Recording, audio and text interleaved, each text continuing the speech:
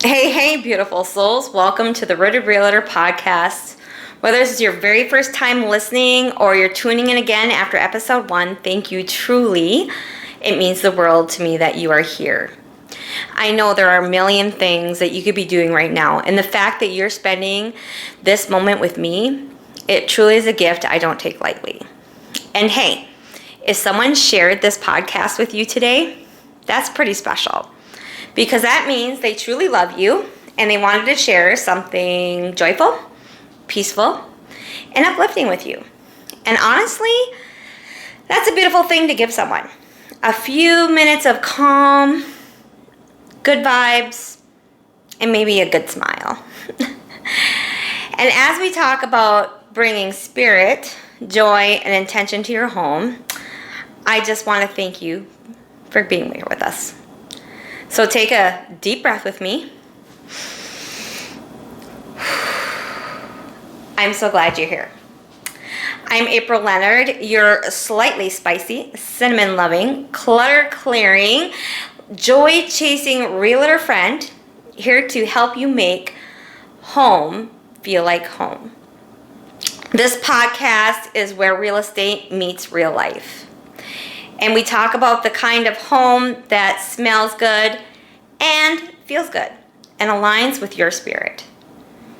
So today, we're just talking about the things as we bring spirit and home together. Not just the one you buy, but the one you build within. So let's get to it. I did want to start off with some vocabulary. I don't want people to get hung up on the words that I use. So cleaning versus cleansing. We all clean. We all scrub the toilet. We all vacuum the rugs. We all fold the laundry. But cleansing, that's a different vibe. That's what I call energetic work. That's when you walk into a room and go, something just feels off. Maybe someone gave you a piece of artwork that just gives you the ick. Now, this is cool. I like this. But sometimes you have where it has like just, that just not feel good. Or there's a corner of your house that just sometimes feels heavier than the others.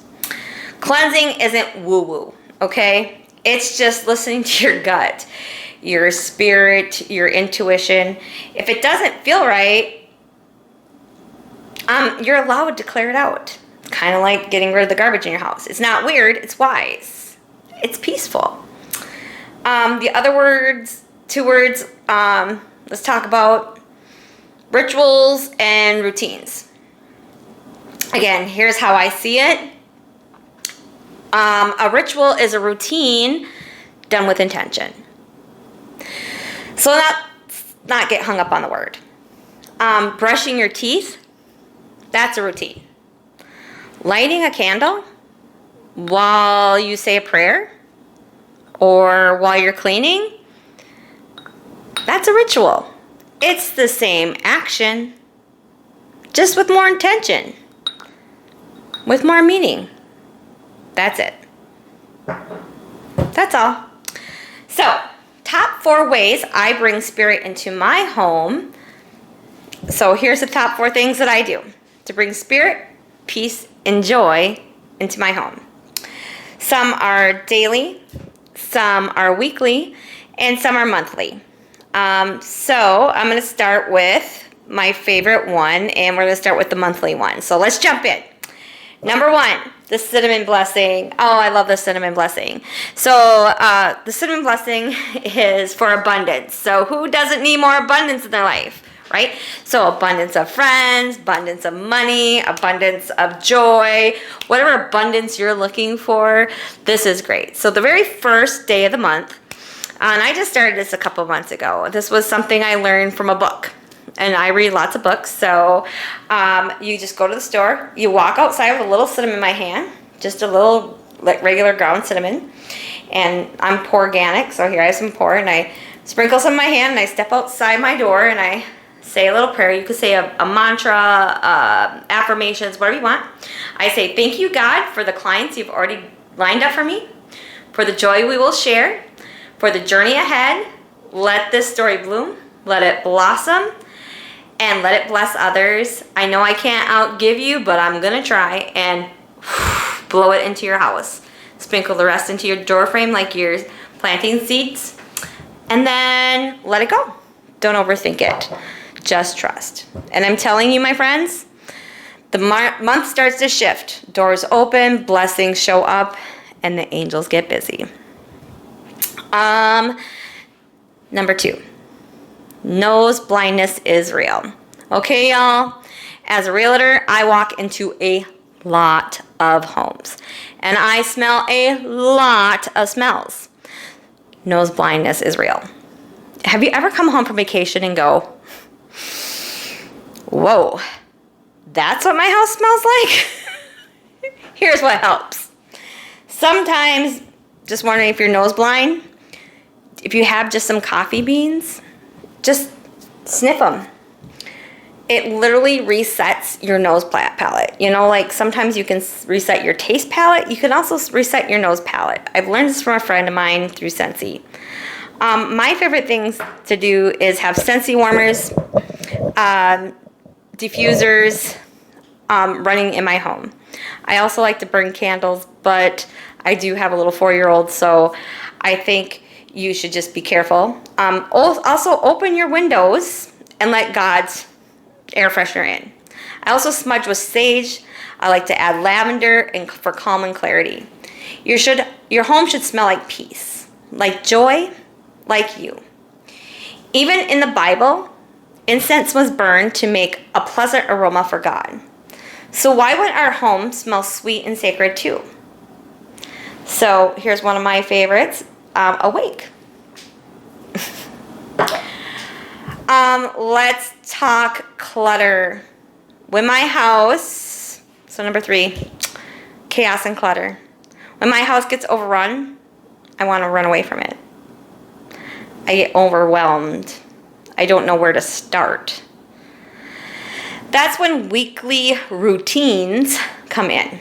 In our home, we split the chores by room. My daughter does the kitchen and the living room.